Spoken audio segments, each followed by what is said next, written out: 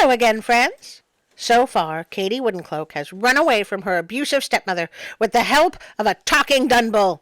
She then killed the Dunbull, at his request, and became a servant in a different kingdom, hiding herself by the clever use of a cloak made out of wood. But at least that's better than a donkey skin. The last thing to happen was that Katie went upstairs to bring bathwater to the prince. Prince, bereft of all charm, then threw the bathwater on to our hero and called her a dirty peasant, or something like that. Not a very nice guy, really. Join us now to see if Katie will live happily ever after as we read the last chapter of Katie Woodencloak. So, she had to put up with that. That was the bathwater thing. But then Katie Woodencloak asked leave to go to church. Well, she got that leave too, for the church lay close by. But first of all, she went to the rock and knocked on its face with the stick which stood there, just as the bull had said. And straightway out came a man who said, "What's your will?" Ah! Did he come through a door? Did he just step out of the stone? Does he look like the Dunbull? How is Katie so casual about this? So, ya wee lady. So the princess said she had got leave to go to church and hear the priest preach, but she had no clothes to go in. So he brought out a kirtle. Google, what is a kirtle? A kirtle is a garment that was worn by men and women in the European Middle Ages. It eventually became a one-piece garment worn by women from the late Middle Ages into the Baroque period. And as I always say, if it's not Baroque, don't fix it. Got it! Thank you, Wikipedia. Which was as bright as the copper wood, and she got a horse and saddle beside.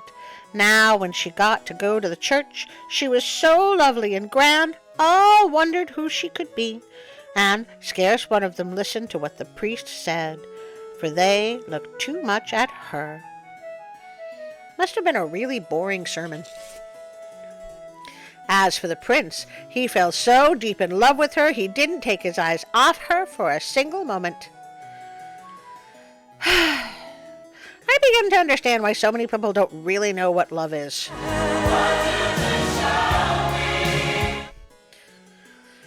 So, as she went out of church, the prince ran after her and held the church door open for her, and so he got hold of one of her gloves, which was caught in the door. When she went away and mounted her horse, the prince went up to her again and asked whence she came. "Oh, I'm from Bath," said Katie, and while the prince took out the glove to give it to her, she said, "Bright before and dark behind, clouds come rolling on the wind, that this prince may never see where my good steed goes with me." How does she know how to do that? Did the man on the wall teach her? Has she always been magical? I mean, this came out of nowhere. The prince had never seen the like of that glove, and went about far and wide, asking after the land whence the proud lady who rode off without her glove said she came from. But there was no one who could tell where Bath lay. Oh, I know the answer to that. Bath, Somerset, is a beautiful town in England. It was named after the Roman-built baths. Bath is also pretty close to Bristol and... Oh, wait. It's a joke. Bath with the water in the face and the... I get it. Next Sunday, someone had to go up to the prince with a towel. "Oh, may I have leave to go up with it?" said Katie. "What's the good of your going?" said the others. "You saw how it fared with you last time." Okay, so rule of 3. Katie brings up the towel, he insults her, and throws the towel at her. The little man on the wall gives her silver dress and horse. She goes, she's gorgeous, and the prince asks her where she comes from. She says, "Towel land," and gets away. He pines. Next Sunday, she brings him a comb. Prince Horrible throws it at her, and heads off to the church. The little man on the wall gives Katie a golden dress and horse. She goes, she's gorgeous, and the prince... Well, we'll just rejoin the story and see what the prince does. He had no eyes or ears or sense for anything, but just to sit and stare at her. why does she want to marry this man? Does he have a single redeemable quality? He's rich.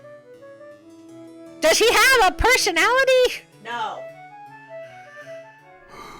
Where did that maiden go? Did you see her? Oh, maiden! Oh, maiden! Maiden! Well, that answers that. So, when the sermon was over, and the king's daughter was to go out of the church, the prince had got a firkin of pitch. A firkin is a unit of measurement equivalent to 1/4 of a barrel, 72 pints, or 9 imperial gallons. Firkin is also the name of the type of keg that houses casks conditioned ale, or beer that has been naturally fermented and carbonated by its resident yeast. And pitch is a black or dark viscous substance obtained as a residue in the distillation of organic materials, and especially tars, and it is really sticky.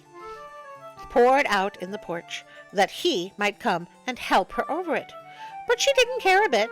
She just put her foot right down in the middle of the pitch and jumped across it. But then one of her golden shoes stuck fast in it, and as she got on her horse, up came the prince running out of the church, and asked whence she came. "I'm from Combland," said Katie. But when the prince wanted to reach her the gold shoe, she said, "Bright before and dark behind, clouds come rolling on the wind, that this prince may never see where my good steed goes with me." Seriously, when did she learn to do that? I'm sorry? The bull. So the prince couldn't tell still what had become of her, and he went about a weary time all over the world asking for Combland. But when no one could tell him where it lay, he ordered it to be given out everywhere that he would wed the woman whose foot could fit the gold shoe. "Dude, take a hint, she's just not that into you."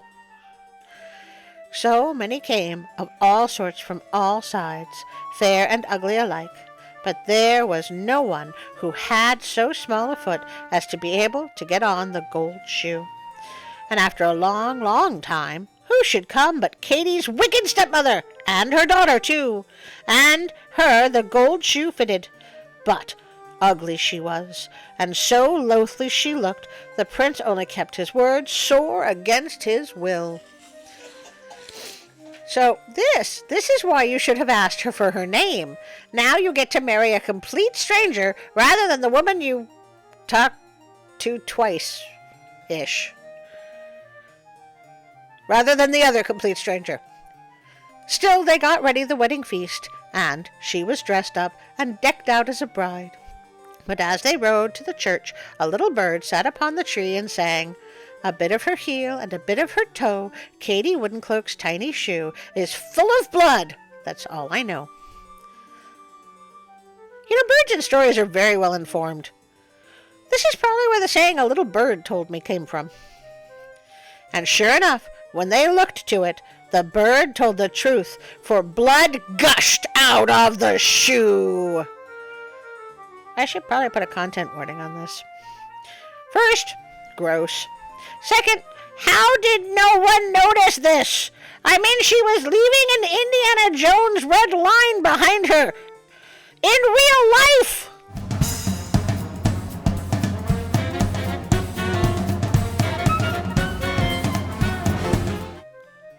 Then all the maids and women who were about the palace had to go up and try on the shoe. But there was none of them whom it should fit at all. Oh, I hope they washed the shoe. How desperate were these women? I guess that's where we got the saying, "fill another man's shoes." "But where's Katie Woodencloak?" asked the prince, when all the rest had tried the shoe, for he understood the song of birds very well, and bore in mind what the little bird had said. "My dude! You've thrown water on her, and a towel, and a comb! She is the only person in your realm that wears a wooden cloak! How can you be this clueless?" I will find you, my love, if I must ride to the ends of the earth to do so. She, think of that, said the rest. It's no good her coming forward. Why, she's legs like a horse. Honestly, I'm very curious how you know that. Very true, I dare say, said the prince. But since all the others have tried, Katie may as well try too. Sure, why not?